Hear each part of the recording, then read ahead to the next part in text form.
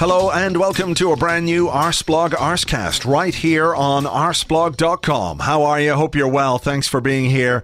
As ever, we are almost at the end of week one of the final interlull of 2018. Hurrah! It feels to me, and I know it isn't the case, but it feels to me like we've had more interlulls than usual. But no, it's been 3. This will be the 3rd one since the season began, which I think is fairly normal. There was one at the start of September, there was one at the start of October, and now one mid-November.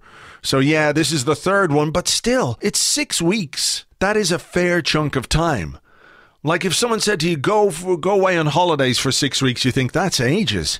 But the 6 weeks would go by in a flash, in an instant, because you'd be having a good time, wouldn't you? You'd be doing something you like doing in a place you wanted to be, whether it was up a mountain, in a cave, on a beach, in a hammock, drinking pina coladas. Look, we all have different wants and needs when it comes to our holidays, but the what's the word I'm looking for here? The common denominator is that we enjoy them, therefore the time goes quicker. But 6 weeks without Arsenal, that feels like a lot longer. Like when you spend half an hour playing a video game, the half an hour goes, flies by. But if you've got to spend half an hour in the dentist chair, well, that doesn't fly by as much, does it? It's one of those like Friday afternoon when you're in school and the clock is on the wall and you look up and it's 3:05 and school's out at 4 o'clock, and an hour later you look at the clock and it's 3:05 past 3. It's that kind of thing. That's what the interlulls are like.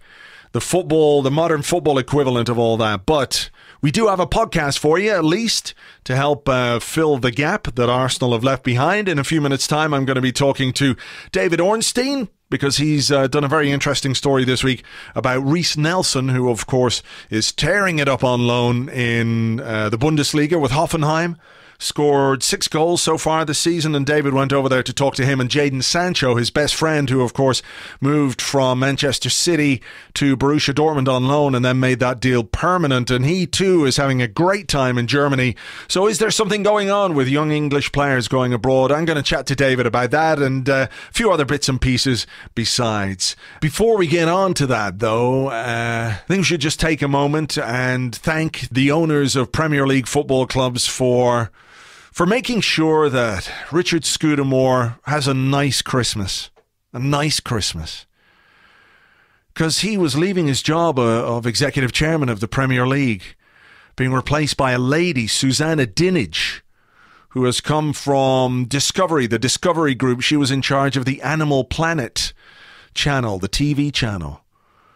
I think there might be a discussion to be had there about that appointment.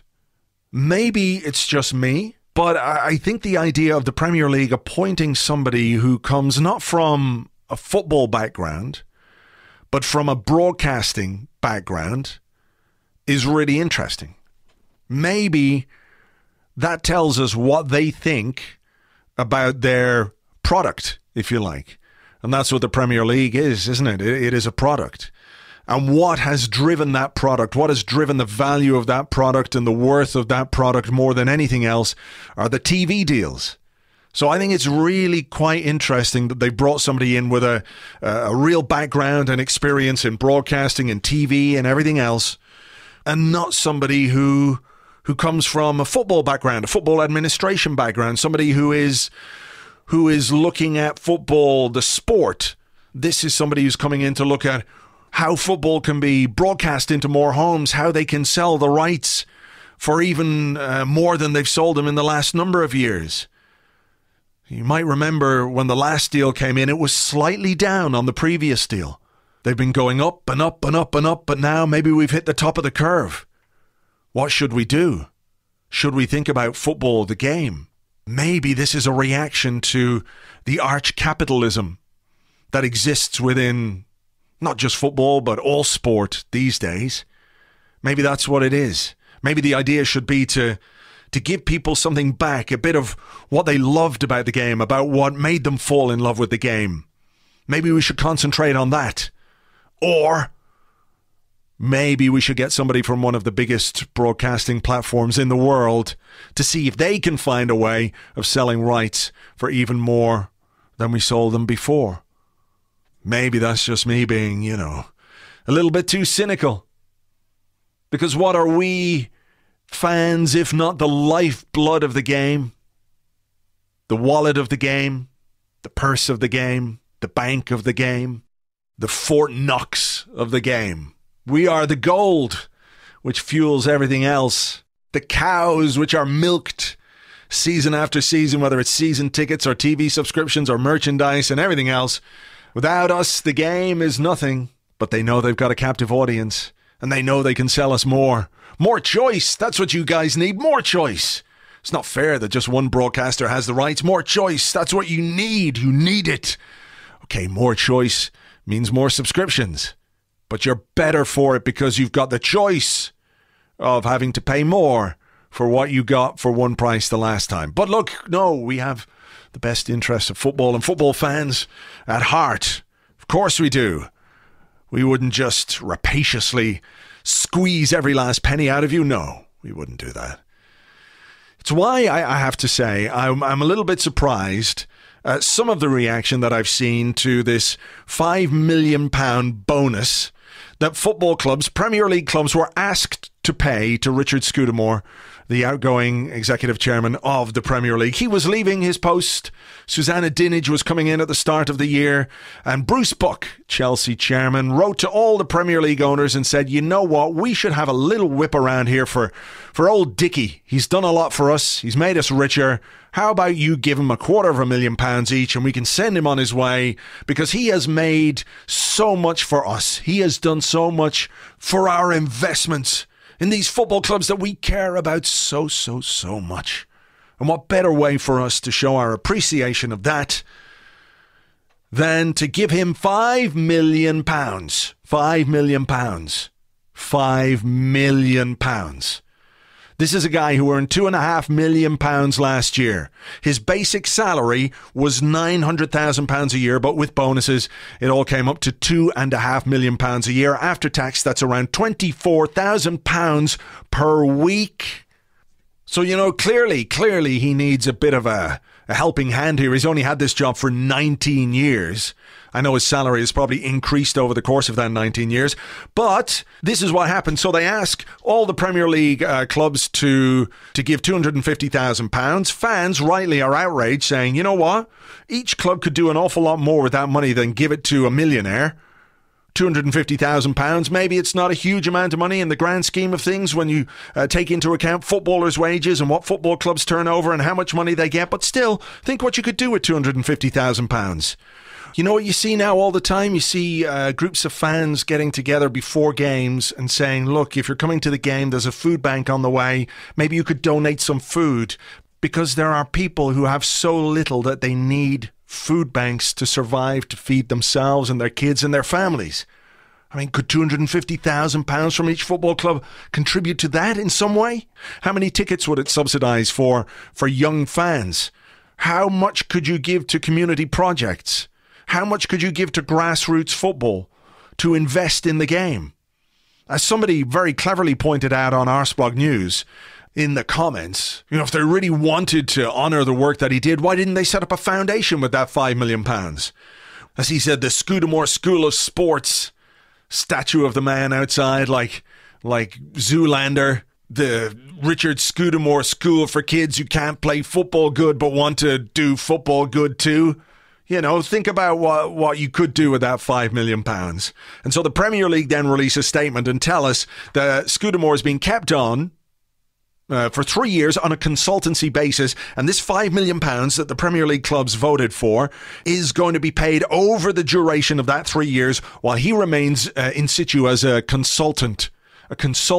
So we're to believe that this was the plan, and it isn't just a way to kind of sugarcoat what is one of the most appallingly ill-judged moves that the Premier League have ever made. Right? Richard Scudamore was paid a basic salary of £900,000 a year. That was his basic salary for doing all the work as the executive chairman of the Premier League. And we're supposed to buy a story which tells us that he's going to be paid, £1,666,666 £666 a year for some part-time consultancy? Get the fuck. These cunts really think that we are stupid. They think we're stupid idiots who will believe anything. And going back to why I was saying I was a little bit surprised by it, as more and more shit like this happens in football, where it will require collective action from fans that puts aside rivalry and everything else for the benefit of the game. And people say, well, he did a great job. Why shouldn't he get a £5 million payoff? Yeah, he did a great job. He was really fucking well paid for it as well. Really well paid. He got a bonus of double his salary and a bit more. Well done to you. You did a very good job. Here's your salary again and another £250,000 on top of that. That's his reward for doing what was seen to be a very good job. And well, it's just business. This is what happens. We should just accept it kind of thing. I don't think we should. I don't think we should. I think we should say if we're fucking pissed off about it or outraged about it or we feel like it's not right. Why shouldn't we say that? Because the more you go on and the more you shrug your shoulders at things, the more they do it and the more they get away with it. And ultimately, who's paying? Who the fuck is paying for this? Fans are paying. You're paying, I'm paying, they're paying, whether you're Arsenal, whether you're Liverpool, whether you're Tottenham, whether you're Man United, whatever. Stan Kroenke didn't dip into his own pockets, did he? And take out $250,000 and say, thanks, old Dickie Scudamore. You made me richer than I was. Here's a token of my appreciation. No. Clubs will pay for it.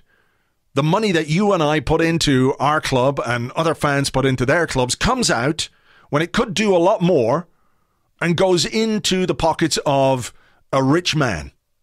Millionaires making another millionaire even more wealthy. And it's fucking bollocks. I don't know what we can do to stop it, but unless we actually think about it and express some measure of unhappiness at it, nothing will ever change. And he should be absolutely embarrassed at taking that money. He should be embarrassed. He won't be, of course, but he should be. Daniel Levy, the Tottenham chairman, said, we're all very supportive. He has unique knowledge and experience. All the clubs are behind it. Yeah, I can imagine you'd be behind it. This is a guy who pays himself more than any player at Tottenham. Still can't get a stadium built in time. But I guess that's a separate issue. It's hard not to be cynical, isn't it? We pay through the nose to watch football. Whether it's your season ticket, whether it's your TV subscription, they take us for every single penny they can get. And we all understand it. We all know why. We all buy into it. Until such time as there comes a breaking point for people. And there will, and there have been. I've seen it down the years. People who have just said, no, not doing it anymore. Not paying those subscriptions, not paying those season ticket prices. And they walk away. And they leave something behind that they love because they've been pushed too far. And everyone has their own breaking point, I guess. Everyone has their own line in the sand. But shit like this pushes you ever closer to it, I think. Anyway, you might disagree. You might think it's a fair reward for the work that he's done over the last 19 years. It's a drop in the ocean. That if football clubs wanted to do more about ticket prices and community projects and grassroots football and all that, they could do it if they wanted anyway, which is true. It's true. But every now and again, you're reminded of what really drives the people who are in charge of a game that we all love and devote a lot of our time to, a lot of our lives to, and it just sticks in the craw a little bit. So look, let's leave that behind and move on. So, joining me now on the Arsecast, somebody who we normally have on around transfer window time, but David Ornstein's knowledge of Arsenal goes a lot further than just transfers. And this week, David, welcome back, by the way, sorry. Thanks, Andrew. A pleasure as always. But this week you've been talking to two young English footballers who are making headlines in Germany because of the performances that they're putting in. One, Jadon Sancho, and the other, who will be of great interest to Arsenal fans, of course, is Reiss Nelson, who's on loan at Hoffenheim for the season. Maybe not the entire season. We'll see what happens there, and I might ask you about that in a little bit. Yeah. But it's very interesting, isn't it, to see two young English players go away on loan to a big league.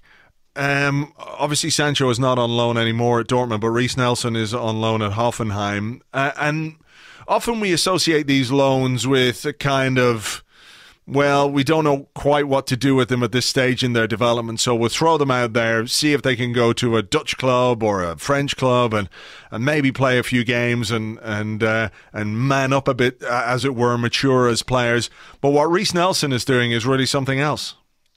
It really is, yeah. And if we look at both of them, it's a fascinating development that we're seeing in English football at the moment. The national teams had fantastic success in the age group competitions in 2017, and that brought the issue of playing time ever sharper into the focus of all of us, really. And it wasn't lost on them and their representatives and their clubs, to be fair, as well, who want to see them playing just as much as anybody else. The problem is that the stakes seem too high for many clubs and managers to allow them to learn in the Premier League environment, with the pressures that come with trying to win matches and not making mistakes. And perhaps that's not so pressing an issue overseas. There had always been this idea around the travel shy British players who were in a comfort zone and didn't want to be pulled out of it. But after those age group successes, I think there was a greater appreciation of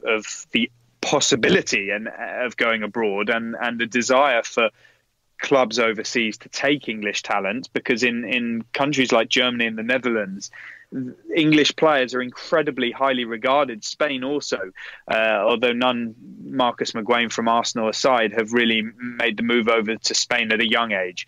And allied to that was an interest clearly from the representatives of these players.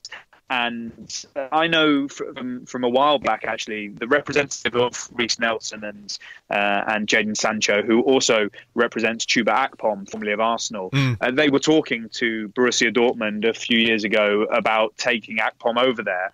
The deal wasn't quite right for them at the time. They decided it would be better staying at Arsenal.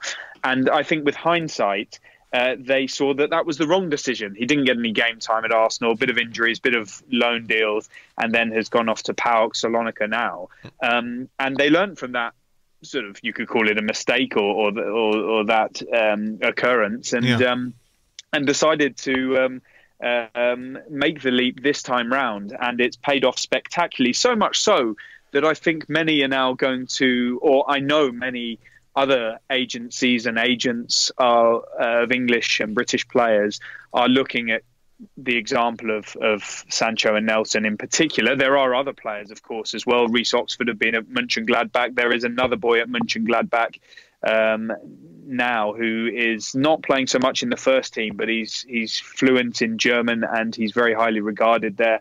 There are Chelsea loanees in other countries, a former Arsenal player, Dan Crowley, in the Netherlands, and I'm trying to think if there are any more that I've heard of who are highly rated. But Chris Willock, of course, was a young Arsenal player, went off to Benfica B. Yeah, that's right. Although he doesn't seem to have taken off like some of the others, but certainly I know that agents are very conscious of this now, and they're making moves like never before and holding talks to potentially bring their clients over, having seen what it's done for, in particular, these two. And so When I was talking to the German football expert who you know well, Raphael Honigstein, over in Dortmund last week, it was when we went to see the boys, he was telling me that he thinks Jadon Sancho is a game changer because he, of course, has made the permanent move. He did so over a year ago now, and pretty much everything has gone well. It couldn't really be going better at the moment, you know. On the same weekend that his contemporary from Man City, Phil Foden, got a couple of consolation minutes really at the end of the Manchester derby, he was playing 90 minutes and starring with a hand in 2 goals for Borussia Dortmund against Bayern Munich in the Klassiker, and making more highlights reels all over the internet and going viral. It was perfect timing for us to speak to him, of course. And then Reiss Nelson, who has been more prolific from a goal-scoring sense, a much smaller club in Hoffenheim, less pressure than Sancho will be feeling, and he's only on loan. So, of course, he will be going back to Arsenal, all being well. So it's a very different situation, but he is absolutely revelling. And from a few people I speak to within football, coaches and people who know the youth scene very well, they say he's every bit as good as Jadon Sancho. Some people feel potentially even better. Slightly different, of course. Even though they can occupy the same position, I think maybe Nelson has a little bit more variety in his game, and Sancho's perhaps a little bit more devastating. But yeah, so Reiss Nelson's loving it over there, genuinely, and I'm more than happy to tell you much more about my visit over there. And so far, so good for both of them. It really could be a step change for English football. Yeah, I mean, I'm curious as to what your thoughts are on why this is happening, because, as you said, the English players have tended to be a bit insular, and you can understand why. You know, if you're at a big club like Arsenal, you're well paid as a young player. You may not play as much, but comparatively to what that young player might earn in Germany or Spain, France, it's considerably more. Is there perhaps a realization that in order to make the most of a football career, which is short, but I suppose it's better to have a long career with a measure of success and development than be a very highly thought of youngster who never quite makes the grade because he doesn't play enough in his formative years? Is that playing a part in this decision making? I mean, you could answer perhaps in general terms, but also when it comes to Reiss Nelson, was the fact that Jadon Sancho was over there, was that a reason why he thought it would be a good idea to go there, or is there something else driving that decision? A bit of both. Definitely, Sancho was an influence on Nelson. They're best friends. They grew up together in Southwark. They played together at a very young age. They've always remained close. Nelson was telling me about the WhatsApp group that he's on with Jadon Sancho and some of their other friends from back home. They don't get to see each other so much in Germany, but when they have 2 days off, they fly back to the UK together, and they're back home with all their friends like the old days. And Reiss Nelson was very clear that it was Sancho for him who was the trendsetter, and he decided that gave him the confidence to come over. And now many English players who he knows, because of course these boys have come up through the England ranks, so they know boys from many other clubs at a similar age to them. They're all asking Reiss Nelson, and I'm sure it's the same for Jadon Sancho, what's it like out in Germany? What's the Bundesliga like? And of course they're saying wonderful things back because they're having such a great time, and they really are having a great time. They don't appear to be homesick to me. Reiss Nelson has his mum, brother and sister, I think, in an apartment with him in Heidelberg, which is about 35 minutes drive from Hoffenheim. It's a very famous university city. It's gorgeous, really, and there's lots of restaurants, shops, amenities. Anyone would have a good time there, whatever age, really. And Jadon Sancho's in an apartment with his dad. He's got a chef that Dortmund recommended. He used to be with the national team. I think we'd all like that at 18 Absolutely, years old. Yeah. And so for Reiss Nelson, there was definitely a precedent there, a role model. And if we look further back, we're going back to the late 1970s when it was the likes of Kevin Keegan, Tony Woodcock, and a few others who went to Germany, but they were very much the finished article. They were already, well, Keegan's case, he was already a star name when he went to Hamburg, and there was nobody in between that, and that shows the importance of role models. None of the English players who, as we know, with the advent of the Premier League and the influx of so much money, we had this argument that English players have got a comfort zone. They're getting too much too soon. They're not cleaning the boots anymore. It's a very comfortable life, and that's the truth. So they were earning more than they could ever imagine, and although they weren't getting first team opportunities for many of them, it didn't really matter, and they had no evidence that going abroad would make things even better, let alone the fact that they would earn less money if the overseas clubs were paying them. It's a pretty daunting prospect for anybody, I would imagine. But when somebody breaks that mold, like Sancho has done, then clearly it's going to encourage others to come. If you look at the statistics as well, I think that's a really key factor here.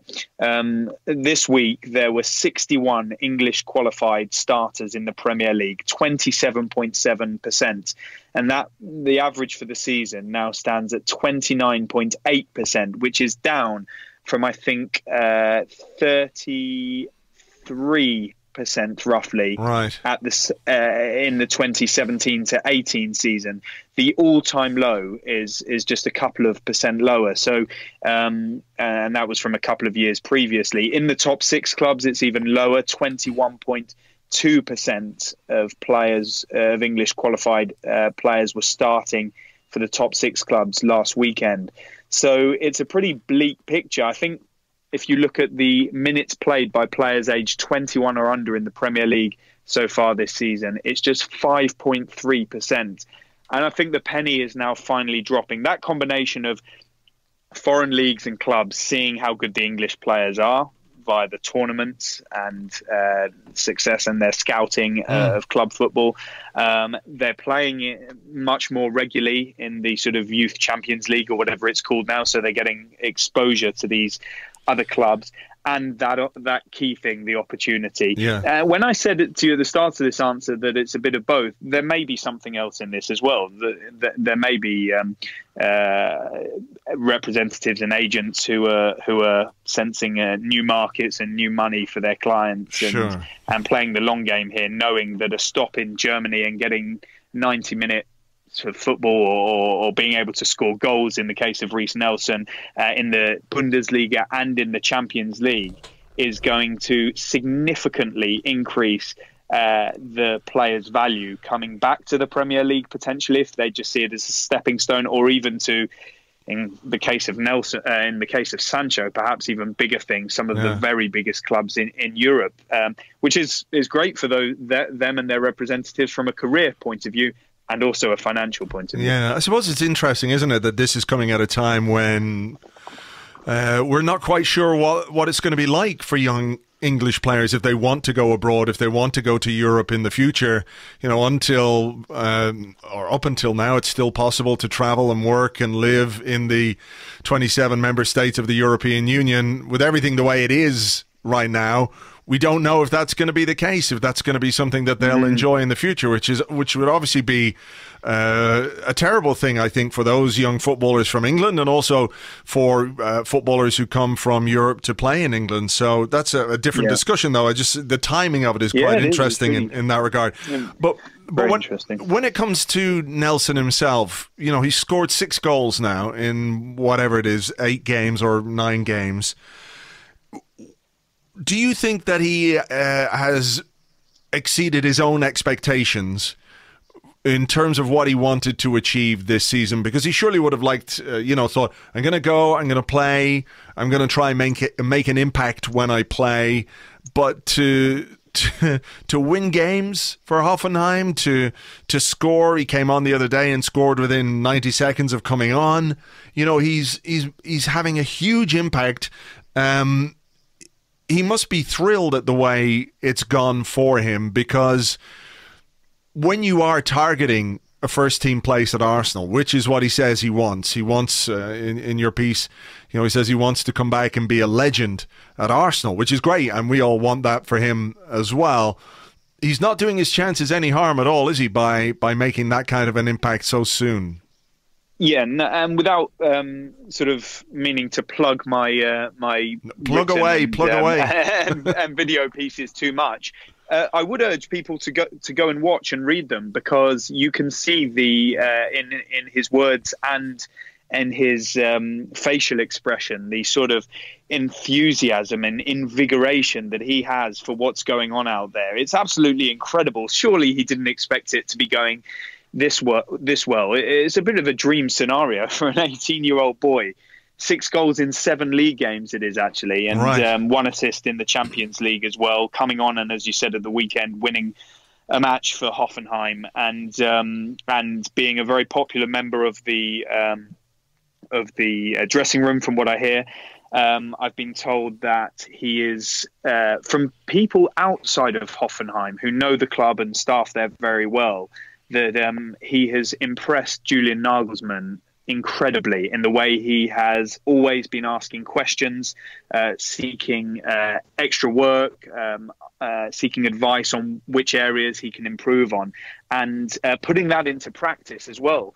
I think the likes of Nagelsmann and Lucien Favre at Dortmund, I think they would always sort of err on the side of caution when speaking publicly about these guys. They don't want people to get too carried away. They want to keep a lid on the sort of the hype that's building around them. But Nagelsmann, in the quotes that I've seen recently, can't speak highly enough of Nelson, and I don't think that's a sort of mirage. I think that's true. I think that they're incredibly impressed by him. I don't know what his intentions were in the summer, whether he thought we didn't really get time to get into the Arsenal side of things, whether he thought he was going to figure in the first team shake-up. But one thing that is clear with Arsenal now, and many clubs in the Premier League, they really are trying to target specific clubs and be absolutely convinced. And this is the same applies for those representatives of those players, really very carefully looking at the clubs that these boys are going to now, and not wanting to waste time like you've seen from many players down the years. Yeah, I think back to a couple of Arsenal players like Carl Jenkinson and Cohen Bramall, who went together to Birmingham last season and didn't play at all. I mean, it's just a waste of everybody's time, and it causes real complications behind the scenes as well. These boys and these clubs are targeting clubs where they will flourish, and certainly in the case of Nelson, Hoffenheim's perfect for him. He is still going to be making mistakes. He's still learning, but he's now able to do it, and this is what he was telling me, without, in his words, getting a bollocking, without the pressure of the repercussions. And ultimately, that's desperately what so many of these players need now. Certainly someone like Foden at Manchester City, however good the training is there, and I'm sure it's incredible, you need to be playing matches. Yeah. Lionel Messi doesn't talk about the years that he spent training at Barcelona because he was playing, and these boys really need to play. And I mean, Reiss Nelson only came on for a couple of minutes, and his goal scoring record, I think, is he's only played like 300 odd minutes and scored those 6 goals. But he is getting on the pitch. As for Arsenal's intentions with him, my understanding is they very much intend for him to stay there until the end of the season. They're not considering seriously bringing him back. They think it's ideal for his development to stay there until the summer and then come back. They're not looking for the short-term fix. And I think that's probably pretty wise for Arsenal on the long run. He's an 18-year-old boy who has potentially many years ahead of him, and throwing him straight into the fire mid-season in the Premier League, Europa League, FA Cup, etc., might not be the best thing for him, his development, as good as it sounds on paper, because he's scoring goals in the Bundesliga, and Arsenal look like they could do with a winger. I think Arsenal's plan was to that Reiss Nelson would come back next summer and take the squad place of Danny Welbeck, who, of course, wasn't being offered a new contract. What the Welbeck injury does for things now, I don't quite know. I think there have been some preliminary preliminary sort of informal discussions about now offering Welbeck a contract if there is certainly a will within some sections of the Arsenal hierarchy, if the numbers are right and if the deal is right for the club, bearing in mind that he'll be out injured for a while. Wow. I don't think it's a sentimental thing, but I think they value him very highly at Arsenal, and there could be some loyalty on their part in the thinking of potentially giving him a new deal. Yeah. However, I don't think that will stunt Nelson's development at all. I think he is very highly regarded at Arsenal as a person and as a football player. There was some suggestions when he joined Hoffenheim that it was permanent. I remember that day, 31st of August, wasn't it? Yeah. And there was a bit of panic that it wasn't quite clear whether he had gone permanently or on loan. And he told me last week that he was laughing at all the social media hysteria because he knew it was just on loan. He's an Arsenal fan, Reiss Nelson, from boyhood. And he is a boy still, and so I think he sees his long-term future there. But of course, and he's wise enough to tell me in the interview that this is a very short period of time we're talking about. 6 goals in 7 league games. A lot can happen between now and the end of the season, and especially at this age, it's absolutely critical. Yeah. The key problem with development in English football for young players is that age, sort of 18, 19 and 20, the transition between the academy and the first team, youth football and senior football. And it's something that that Germany seems to have noticed, and ironically, Germany providing a solution to England's problems. And so I think everyone's got to be keep a lid on their sort of their excitement about Reiss Nelson, but it looks pretty good. Yeah, I mean, I suppose the one thing is, well, a couple of things is that he is away from England, so he's not quite as much in the spotlight. I know the media world is smaller, and we're sitting here having spent 20 minutes talking about Reiss Nelson, so it's not as if he's not getting any coverage or flying under the radar, but it is slightly distant from the UK media, who do, in fairness, and of course I don't include you in this, David, they do like to hype things up when things are going well, and when things don't go quite so well, it goes the other way. The old build them up, knock them down kind of thing, which I'm sure some publications are well known for, but none that we would spend any time working for, of course.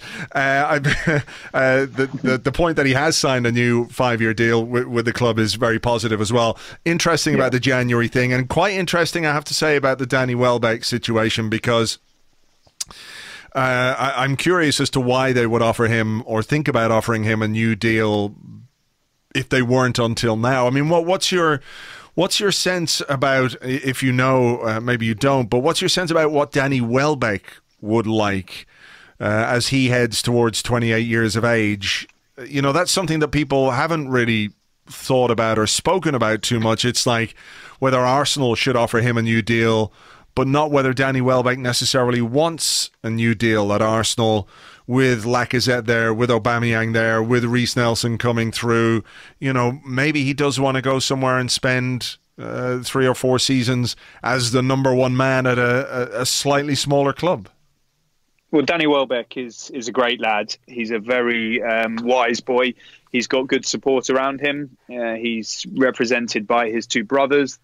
They are very sharp and with their heads screwed on, and all 3 of them and others who may work around them as well are in tune with the reality. And so if a contract offer materializes, it's really hard to say. We don't know the full extent of his recovery. And as I said, to be clear, there is a will within some sections of the Arsenal hierarchy just to discuss the possibility, without being sentimental, the possibility of, if he's going to make a full recovery, and the loyalty that they would like to show to their players, possibly if the numbers work for Arsenal, which would clearly be a very different contract offer to what Danny Welbeck might have expected Arsenal to have made if he was fit, then if the numbers worked for Arsenal, then it might be possible. From his perspective, I think they will probably say the same thing. If the numbers work for us, and the opportunity is going to be there to get some game time once fit, and the rehab, which we know at Arsenal, I'm sure would be excellent, then it might be doable. But they know the business well. They've been around for a long time, and then I don't think they would be averse to starting again somewhere else. It wouldn't particularly shock anybody, and he would be a good asset for somebody, provided he can make a full recovery. He's still of a decent age. He's shown this season that he can be an asset for a top club, and it's very cruel timing for a player who's been ravaged by injuries over the years. And it's too difficult to say now whether it will be at Arsenal or not. I think, it is a bit strange. I think there is slightly more chance now that it will be at Arsenal than before his injury. Right. I think it was definitely heading the way of an amicable exit, parting of ways. Because, as I said, his demands for, if fit and as an England international who's a goal scoring option, would have been fairly high, and Arsenal, I think, would have seen that as probably not something that they wanted to be doing, with Reiss Nelson coming back from Hoffenheim and pushing, and would cost them much less money, and they've got him on a 5-year contract already. But in the circumstances of how popular he is among the squad and what he's been through, then a contract on reduced terms may be a possibility. Sure. I'm not saying it will be. Okay. And so that's one to watch. I think the only thing now is just to wish him well. It's a horrible time for him. Yeah, for sure. The people who will have to make that decision, Unai Emery, I suppose, will have some input, but Raul Sanllehi is the head of football, and I suppose ultimately football decisions like that, contractual decisions like that, would have to be sanctioned by him. And you spoke to Raul Sanllehi, and you also spoke to the new managing director of the club, Vinay Venkatesham, a couple of weeks ago. We saw, or we read the transcript of that interview, and as ever with people like this at Arsenal, they say the right things, or they say things that we all want to hear about ambition, about achieving things, about taking the club in the right direction, about getting back to where we want to get back to, which is in the Champions League and challenging for the Premier League again. What was your sense of the two men when you interviewed them? Perhaps in comparison, I don't want to say necessarily, these guys are better than the last guy, but obviously having some dealings with Ivan Gazidis in the past, could you see any or sense any marked difference between the two? Is the fact that Stan Kroenke and KSE are now the 100% owners, does that change the dynamic at boardroom level in some way now that they don't have the issue of Ali Sharuzmanov and his shareholding sort of sitting there like a white elephant?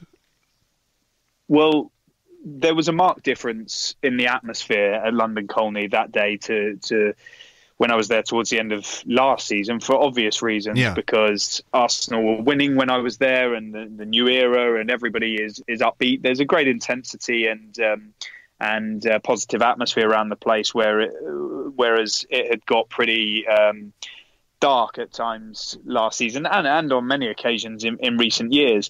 In terms of Vinay and Raul, they're full of energy, full of smiles and laughter and humour, very easy to chat to, and very relaxed. It was one difference was that we were seeing them. We hadn't seen Ivan Gazidis for quite a long time. We saw him on the day that Emery was unveiled. We saw him on the day it was announced that Arsene Wenger would be leaving the club.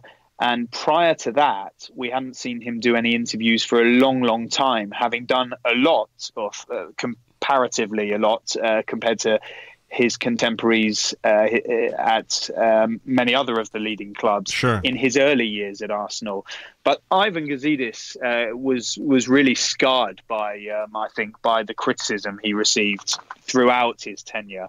And, there was a period where things looked up around the signing of the new commercial deal with Puma and the renewing with Emirates, which was a moment where he, as we all know, said that Arsenal were now ready to compete at level with the likes of Bayern Munich, and certain phrases like that and catalysts for change later on would come back to haunt him. I think he had been scarred and felt a little bit hard done by with the way he gradually took more and more blame for results on and off the pitch, and a lot of the opprobrium towards the Americans because they aren't often over in the UK or aren't there all the time was directed at the chief executive, and he's handsomely remunerated and I'm sure thick-skinned enough to take that. But I think as a human, I think he was probably scarred by it, and that's why we saw him speaking to the media far less at the end. And when we did, and you probably noticed it, when I asked him a few questions in the Emery news conference, I think it was, he sort of retaliated a little bit, and I think that was his way of sort of just fighting back a little bit. Sure. Whereas these guys at the other end of the spectrum, in terms of they're just getting started. Vinay has been at the club for a decade and is really well liked and highly regarded among all staff I've spoken to, and very, very highly rated in what he does. He's only 37 years old, so he's a youngster for this sort of role, especially at a top club. And I think Arsenal have a really, really good person in him, and the fans should be comforted by that. Raul is a hardened veteran, really, of European football. He's a bit older, and he came from Barcelona, and he was involved with Nike before that, was involved in many of the big transfers at Barcelona, such as the arrival of Neymar and Luis Suarez, etc., contract renewals for Lionel Messi.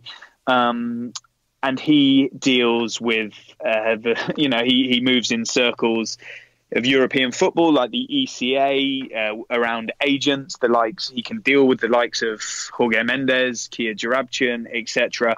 So their roles are very different. I think they can work very well together. I really do. I know it's a bit of an unusual setup for English football, but Manchester City have two heads in Soriano and Begiristain, and the way their lines of work are clearly delineated,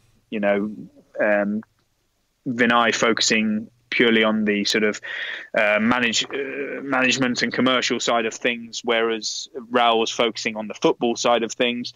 There's a separation. I did ask them what happens if you don't agree on something. And he said, we'll cross that bridge when it comes to it. It wasn't particularly reassuring. He did, but then again, at least he was honest. He didn't duck away from the fact that there will be disagreements, and they'll deal with it like adults. In that management axis, don't forget now you've got Huss Fahmy, who I'm hearing exceptional things about. So hopefully the proof will be in the pudding, and we'll see Arsenal avoiding... Can I just jump in there just to ask you for a little bit more clarification on the role of Huss Fahmy, because he was brought in. Is he a contract negotiator? Is he somebody who just deals with the legal side of contracts? Is he somebody who has an input into the contracts that Arsenal are offering players, or how the contracts are structured? What exactly is it that he is doing that makes him exceptional and sort of an asset to this team beyond somebody who can just draw up a contract? Yeah, I think he's got an all-encompassing role around the contract process.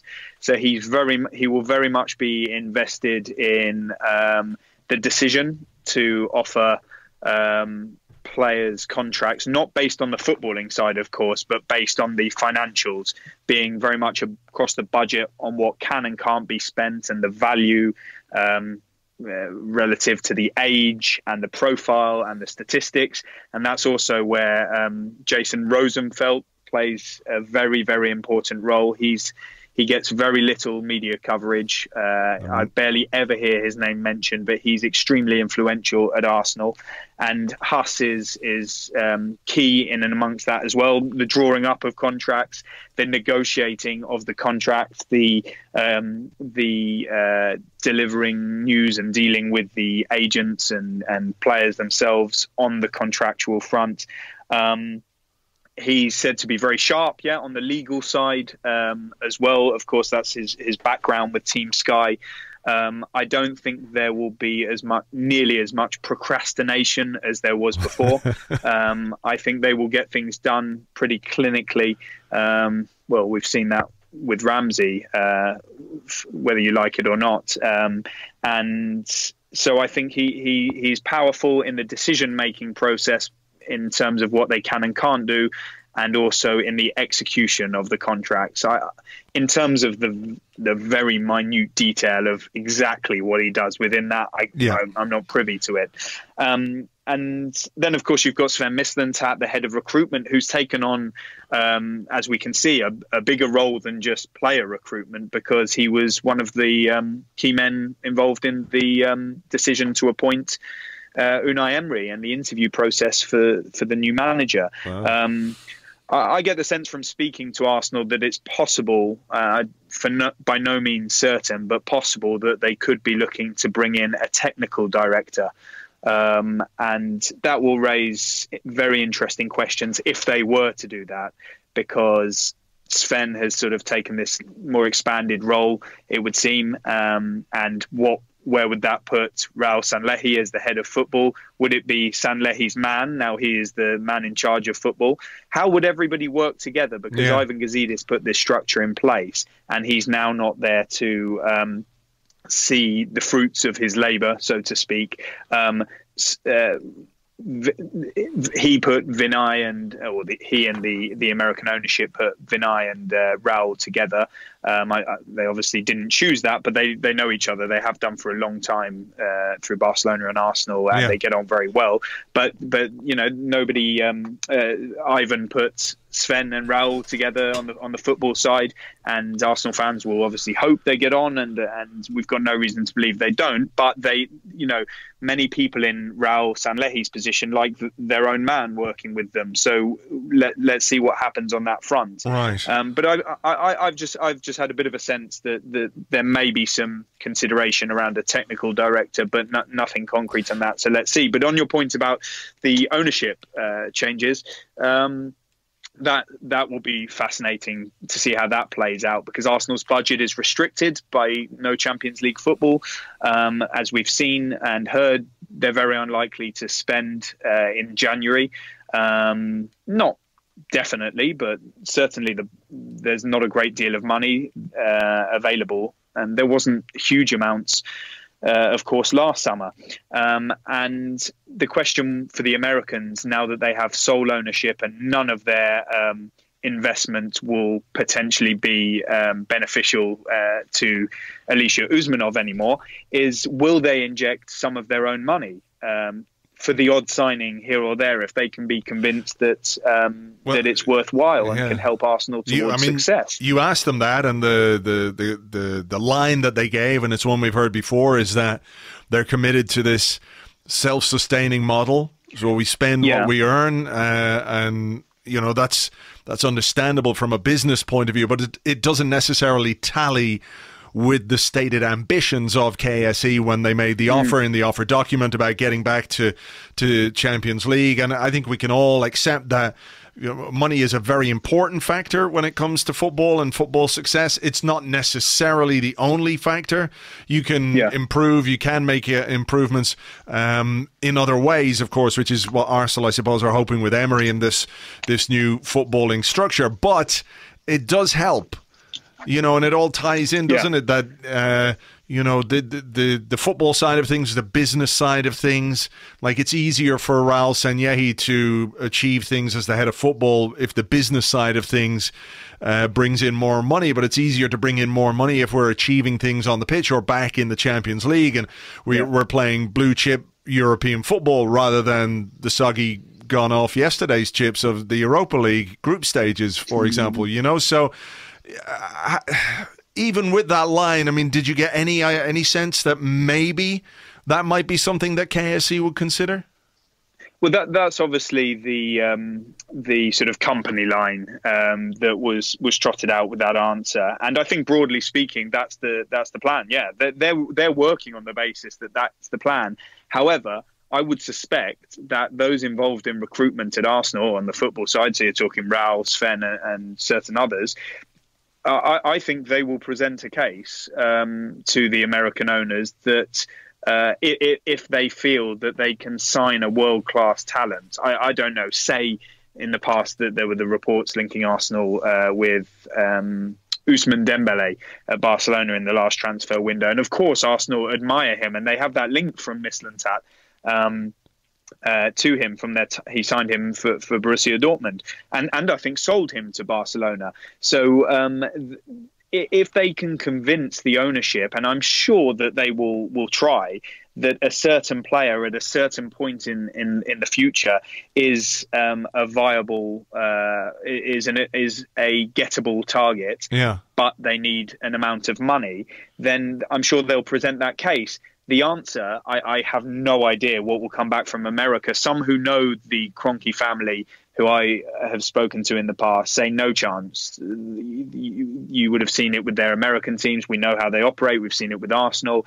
And others say that you never know now that Usmanov's out of the picture and it's just their baby, then it becomes obviously that's logical. Of course, it's a possibility.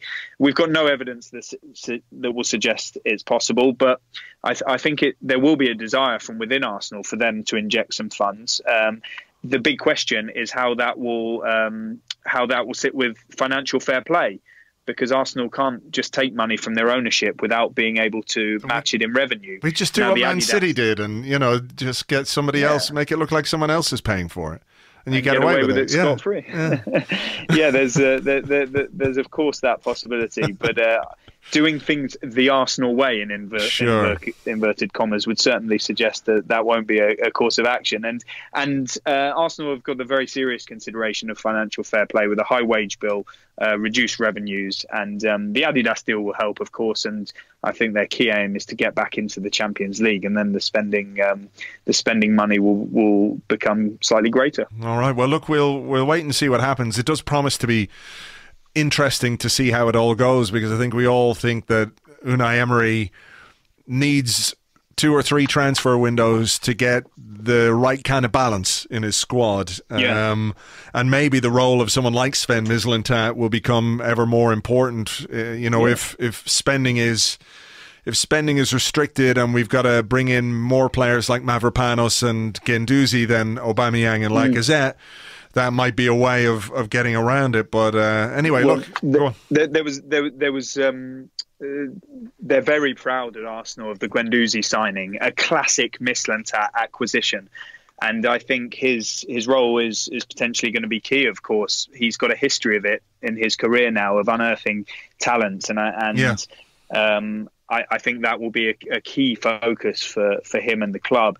And also the youngsters coming through seem of real high quality at Arsenal now. I actually mentioned, I asked Reiss Nelson about the emerging talent, and I mentioned, that Willock has been around the first team squad as well, and several others coming through. But I asked him if he could pinpoint, I think there's a forward, John Jules and Amici as well, Xavier Amici, and he said, very, very good players, but the one who is top, which is a real phrase I hear in football now when people want to explain that someone is the real deal. The one who's top, he said, is Bukayo Saka. He was at pains to point out to me that this boy is a different class. Very young, of course, playing above his age group at the minute. And again, we shouldn't heap too much expectation on him. But I'm hearing extremely encouraging things about him. So perhaps those signings of left field and also a bit of youth development will become Arsenal's way once again, of course, as it was some time ago under Monsieur Wenger. Sure was. And of course, we didn't mention Eddie Nketiah and Emile Smith-Rowe and Ainsley Maitland-Niles. So, maybe there is something growing from within as well, which would be great and very healthy. And I think everyone would love to see that kind of a contingent come through again, alongside some good quality players that you bring in from the transfer market. But David, look, I'm always appreciative of your time. It's been fascinating as always. People should check out the piece that you've done with Jadon Sancho and Reiss Nelson. It really is very interesting. And we'll catch up with you maybe towards the end of January, see what's happening around that time. Yeah, absolutely. Thanks, David. Thanks, Andrew. Always a pleasure. Anytime. As ever, fantastic to catch up with David. You can find him on Twitter at @BBCSport_David.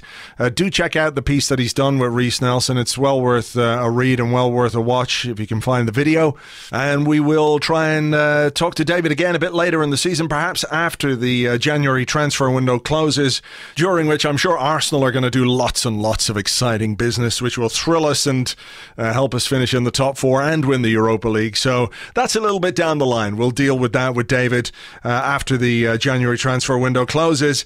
For now, though, I'm going to leave it there because it is an interlull. There's no game this weekend. There's nothing to look forward to, apart, of course, from an Arsecast Extra. Myself and James will be recording over the weekend or early on Monday. Not quite sure when yet, but I'll let you know on the site, let you know on Twitter at Arseblog. As ever, thank you very much indeed for listening. It's always great to have you along. If you wanted to give us a review or a rating on iTunes, that would be great. It pushes us up the charts and validates our very existence. So if that's something you feel like you could do, feel free. If not, don't worry about it. It's all good. Catch you on the next one. Until then, cheers. Bye-bye.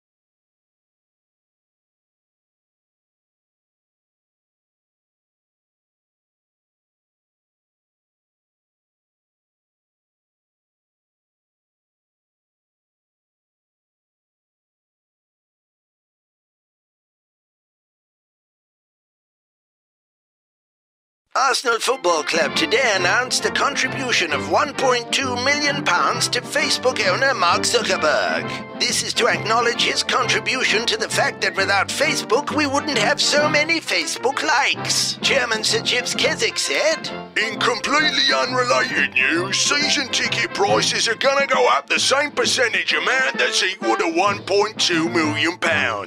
Like that, suckers."